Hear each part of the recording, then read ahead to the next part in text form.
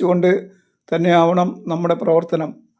സഹോദരരെ, നിങ്ങൾ എന്നെ അനുകരിക്കുന്നവരുടെ കൂടെ ചേരുവിൻ. ഞങ്ങളുടെ മാതൃകയനുസരിച്ച് ജീവിക്കുന്നവരെ കണ്ടുപഠിക്കുവിൻ.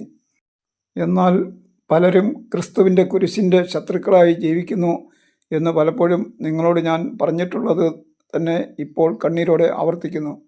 നാശമാണ് അവരുടെ അവസാനം, ഉദരമാണ് അവരുടെ ദൈവം. ലജ്ഞാകരമായതിൽ അവർ അഭിമാനം കൊള്ളുന്നു.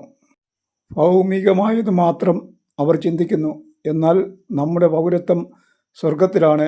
അവിടെ നിന്ന് ഒരു രക്ഷകനെ, കർത്താവായ യേശുക്രിസ്തുവിനെ നാം കാത്തിരിക്കുന്നു. സകലത്തെയും തനിക്ക് കീഴ്പ്പെടുത്താൻ കഴിയുന്ന ശക്തി വഴി അവൻ നമ്മുടെ ദുർബല ശരീരത്തെ തൻ്റെ മഹത്വമുള്ള ശരീരം പോലെ രൂപാന്തരപ്പെടുത്തും. ഫിലിപ്പി 3-ാം അധ്യായം വായന പൂർണ്ണമായി. അതിനെ സഹായിച്ച ദൈവത്തോട് നന്ദി പറയുന്നു. Thank you.